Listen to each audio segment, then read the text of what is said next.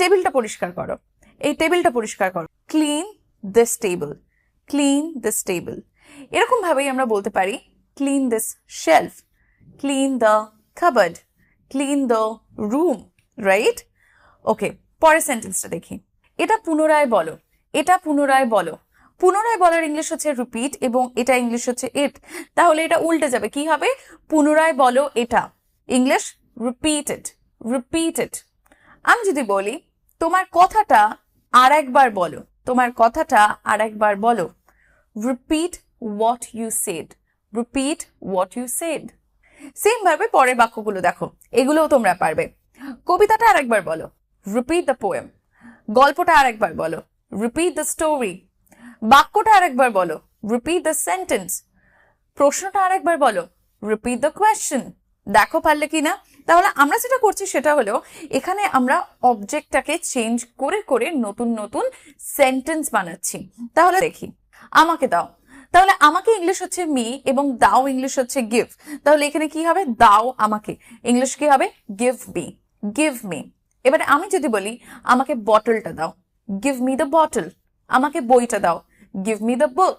আমাকে ফোনটা দাও, গিভ মি দ্য ফোন। পরের সেন্টেন্সটা দেখো, এটা আমাকে দাও, এটা আমাকে দাও।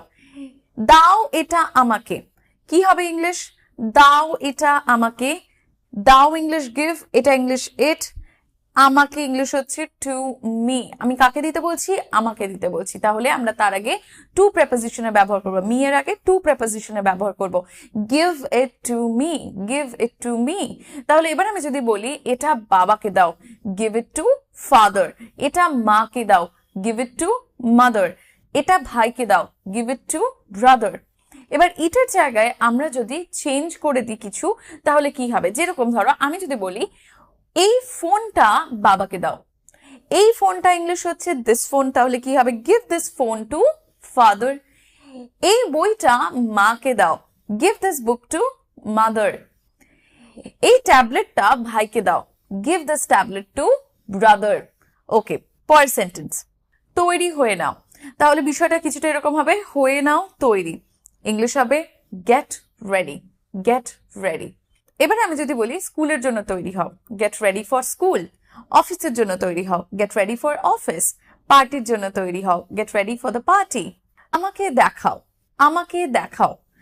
এই ক্ষেত্রে অনেকে ভুল করে, দেখানো ইংলিশ কিন্তু লুক হবে না বা সি হবে না, দেখানো ইংলিশ মানে কোনো জিনিস আমি যখন কাউকে দেখাচ্ছি তার ইংলিশ হবে শো, শো করা। ওকে, তাহলে আমাকে দেখাও উল্টে দেব দেখাও আমাকে, শো মি, শো মি। এবার এটা দিয়ে আমরা অনেক সেন্টেন্স তৈরি করতে পারি, যেমন আমাকে এটা দেখাও, show it to me, show it to me.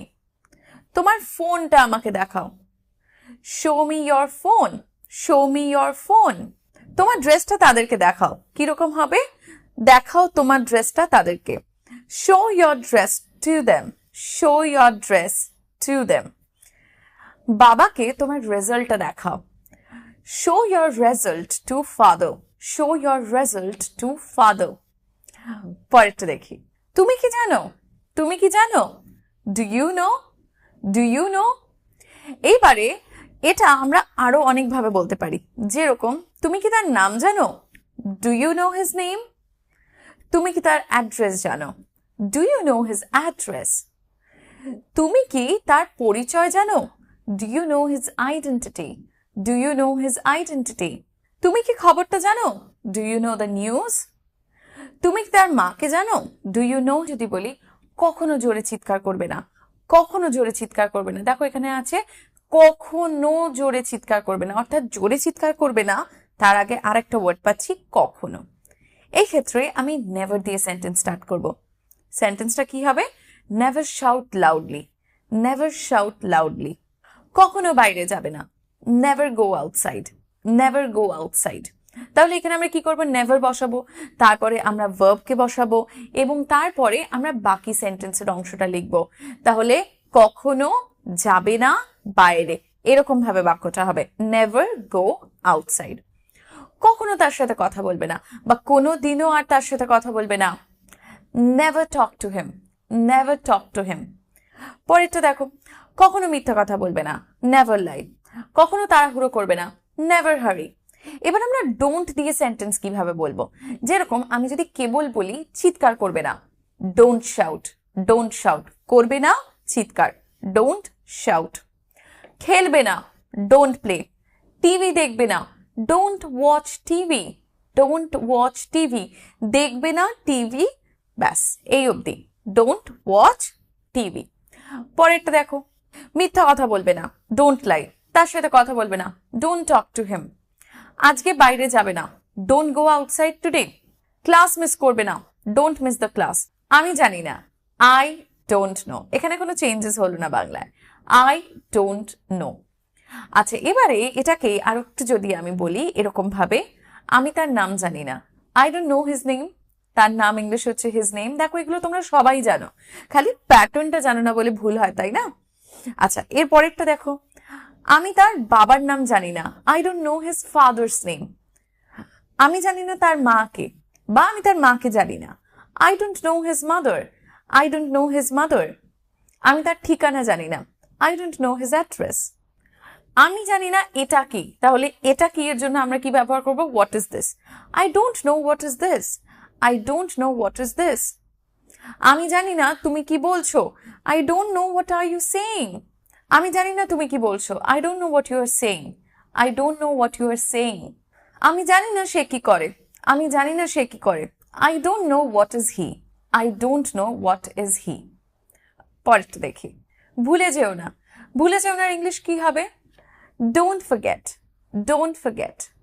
এইবারে এটাকে আমরা আরো অনেকভাবে বলতে পারি, যেরকম সবজি আনতে ভুলে যেও না, মুদির জিনিস আনতে ভুলে যেও না, তাকে নিমন্ত্রণ করতে ভুলে যেও না, বা তাকে ফোন করতে ভুলে যেও না।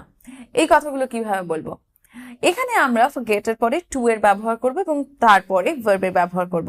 যেরকম দেখো প্রথমটা, আমি বলছি সবজি আনতে ভুলে যেও না, সবজি আনতে ভুলে যেও না।